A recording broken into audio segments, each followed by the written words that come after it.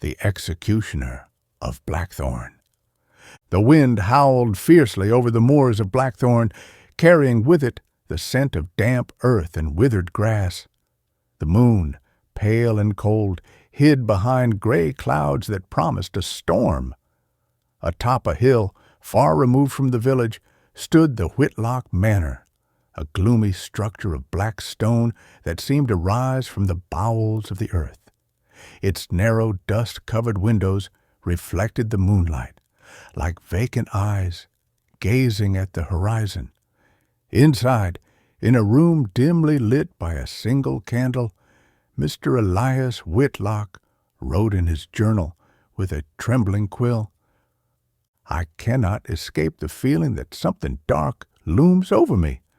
Since justice abandoned its duty, since the guilty walk freely among us, my soul has become an abyss. Is it not my duty, as a man of principles, to restore balance? Is it not my hand that must carry out what the law has forsaken?" Elias closed the journal with a sharp thud and rose from his desk. His tall, gaunt figure cast a shadow on the wall, and his icy blue eyes reflected a disquieting resolve. Since the abolition of the death penalty in the county, Elias had felt the world crumbling around him. For years, he had been Blackthorn's executioner, a man both respected and feared. Now, however, he felt like a ghost, a specter, adrift without purpose. That night, Elias decided he could no longer stand idle. He took his black coat, worn by time yet still imposing, and his wide-brimmed hat, which cast a shadow over his face. As he left the manor, the wind greeted him with a shrill whistle that seemed to whisper warnings. The path to the village was flanked by twisted trees, their branches clawing at the sky. Dry leaves crackled beneath his boots, and the frigid air bit at his cheeks. As he neared the village, the lights of the houses began to glimmer like distant stars in the darkness. Blackthorn was a small place, with cobblestone streets and stone houses that seemed to shrink under the weight of time. The tavern, known as the Black Raven, was the only sign of life at this hour. Its dark wooden facade and fogged windows gave it the appearance of a cozy refuge for the villagers. But Elias knew that behind those walls lay secrets and sins that justice had chosen to ignore. Upon reaching the tavern, Elias paused by a window. The glass, grimy and streaked, allowed him to peer inside unseen. The room was bathed in the warm glow of oil lamps, casting dancing shadows on the wooden walls. Rough-faced men, weathered by labor and the elements, crowded around tables, laughing and drinking with a mirth that Elias found obscene. In a corner near the hearth stood Thomas Hargrove, a man infamous for his crimes who had escaped justice through legal loopholes. Hargrove was a burly man, with broad shoulders and calloused hands that spoke of a life of hard labor and violence. His face, marked by a scar across his left cheek, was lit by a defiant grin as he raised his tankard in a toast. Around him, others cheered as if he were a hero rather than a criminal. Elias clenched his fists, feeling the heat of anger spread through his body. He remembered each of Hargrove's crimes, the robbery of the Miller household, where he had mercilessly slaughtered an entire family, the attack on a carriage bound for York, leaving a merchant and his son grievously wounded, the cruelty with which he had acted as though others' lives meant nothing, and yet there he was, drinking and laughing as if nothing had happened. Elias felt something shatter within him. Justice, as he knew it, was dead, and if no one else would act, he would. The shadow of vengeance. Elias turned away from the tavern window, his breath ragged and his mind clouded with rage. The wind, now stronger, whipped at his coat as if urging him to turn back. But Elias had made his decision. He would not allow Hargrove to mock justice any longer, to laugh at those he had harmed. No, he would become the instrument of a punishment the world seemed to have forgotten. He strode purposefully toward the stable beside the tavern. There, amid the scent of hay and aged wood, he found what he sought, a thick coil of rope, a hunting knife with a blade as sharp as a razor, and an oil lantern. His hands, trembling yet resolute, gathered the tools with the precision of one who had performed such tasks many times before. But this time, he was no executioner following orders. He was a man driven by his own conviction. As he prepared, Elias could not help but recall his past. He had grown up in the Whitlock manor, raised by a strict father who believed in order and discipline. From childhood, he had been taught that justice was sacred, that punishment was necessary to maintain balance in the world. When he assumed the role of executioner, he did so with the conviction that he served a greater good. Now, with the death penalty abolished, he felt adrift, a ship without a rudder. The sound of laughter and singing from the tavern snapped him from his thoughts. Hargrove and his companions were stumbling out, intoxicated. Elias watched from the shadows, his heart pounding. He knew he could not strike here in the open. He had to be discreet, methodical. He waited until Hargrove separated from the group, heading toward his home on the outskirts of the village. The path Hargrove took was desolate, lined by trees whose branches intertwined like a dark canopy. Elias followed silently, moving like a specter through the shadows. Each step echoed in his mind, a reminder that there was no turning back.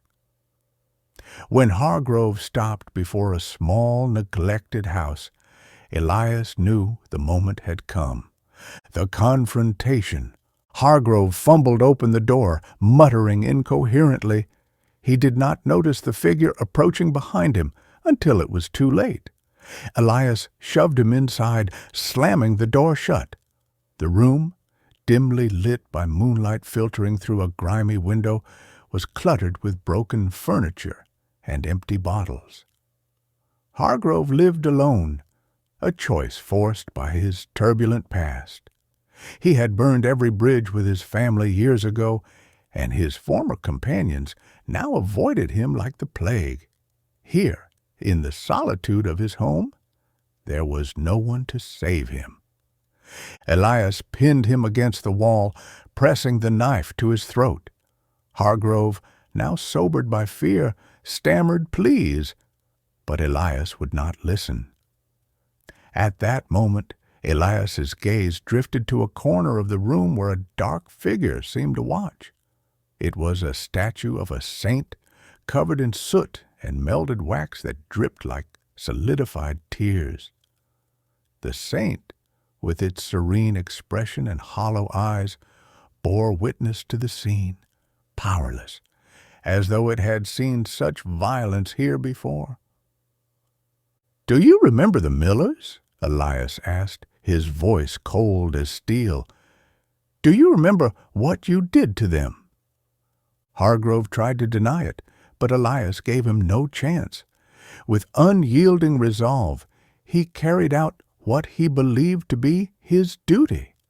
As he did, he could not shake the feeling that the saint was watching, its silent gaze heavy with reproach, or perhaps resignation.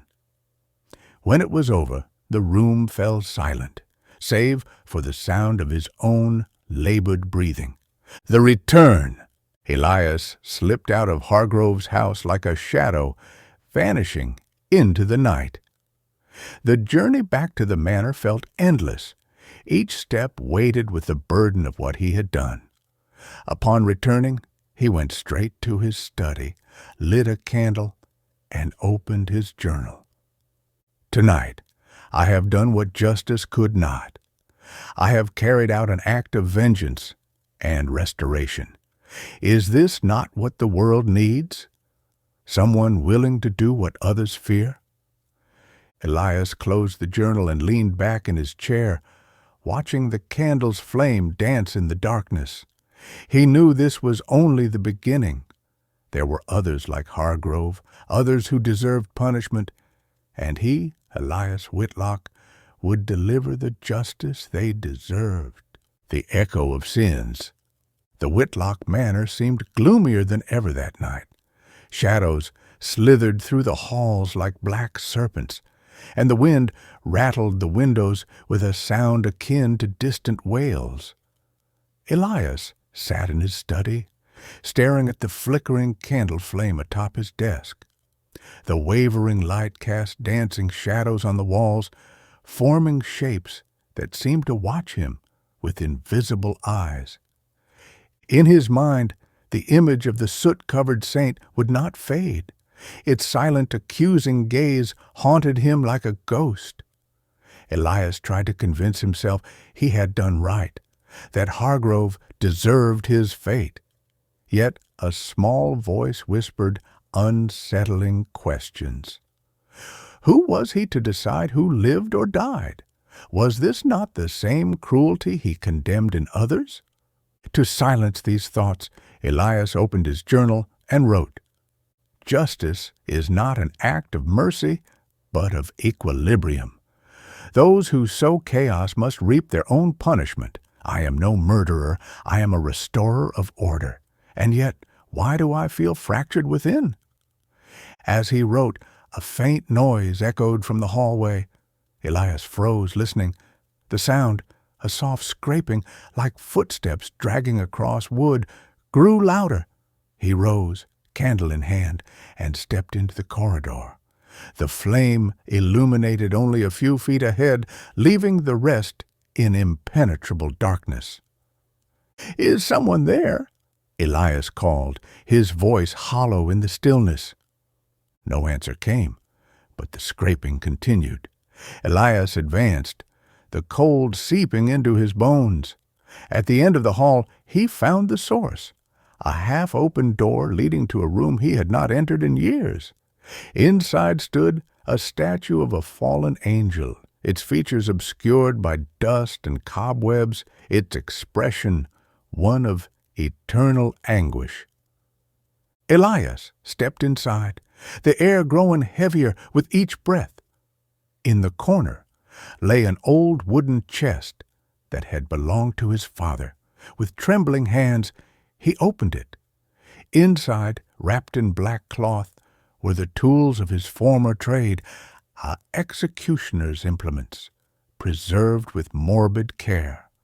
Among them was a leather mask, its surface worn but still fearsome. When Elias lifted the mask, a storm of emotions overtook him. It symbolized his past, a time when he believed in justice and order. Now, it was a reminder of what he had become, a man who lurked in shadows, guided by no law but his own. The dream. That night, Elias was tormented by a dream. He stood in a darkened hall, surrounded by hooded figures who watched in silence. At the room's center sat Hargrove on a chair, his eyes empty and his mouth frozen in a soundless scream.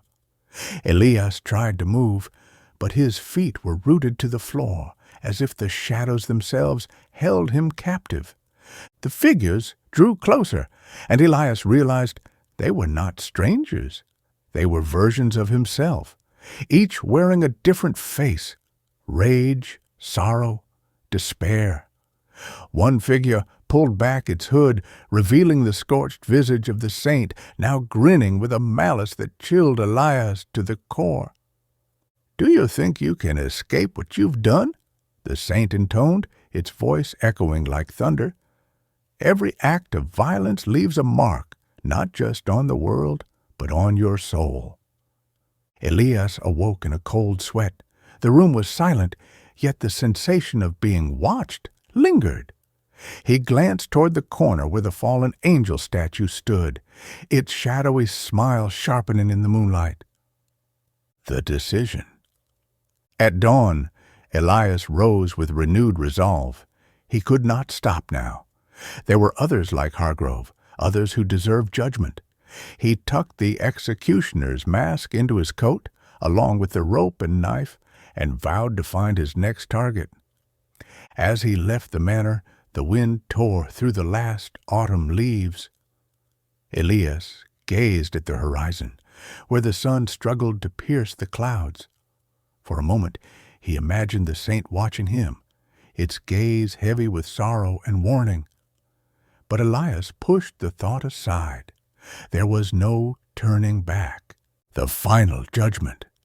The village of Blackthorn awoke beneath a thick fog that clung to its secrets like a shroud.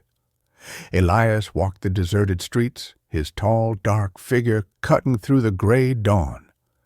Hidden beneath his coat was the executioner's mask and a list of names inked in his journal, each a criminal who had escaped justice.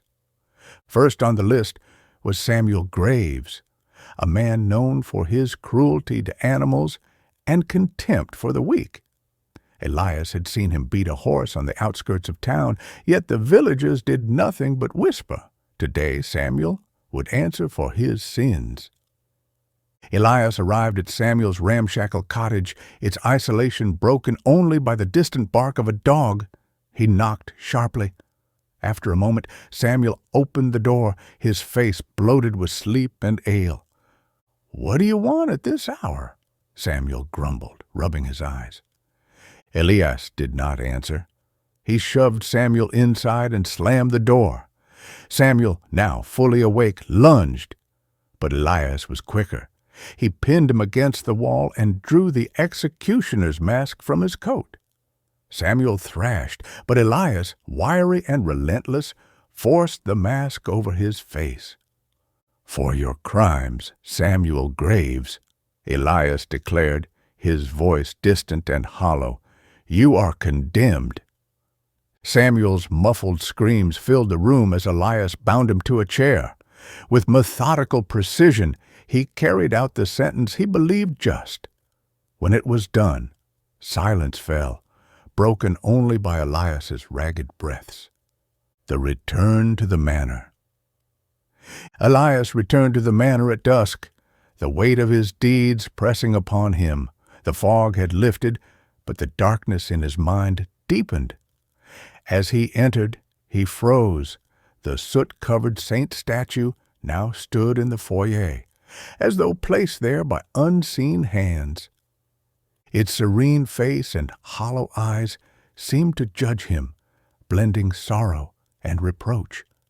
Enraged, Elias seized the statue and hurled it into the fireplace. The flames licked its surface. It was not wood, but some fire-resistant ceramic, yet the heat blackened it further, twisting its features into something grotesque. Elias stared into the fire until his anger dissolved into emptiness. Then he retreated to the room of the fallen angel, where he slumped into a chair and surrendered to exhaustion. The recurring dream. That night, the dream returned. Elias stood in the darkened hall, surrounded not by versions of himself, but by the souls he had condemned. Hargrove, Samuel, and others whose names he had forgotten. They stared at him with hollow eyes, their faces twisted in silent accusation. At the room's center, the scorched saint rose from a throne of shadows. "You believed yourself righteous," it boomed, "yet you have sown only chaos. Can you not see you've become the very evil you sought to destroy?" Elias tried to speak, but no words came.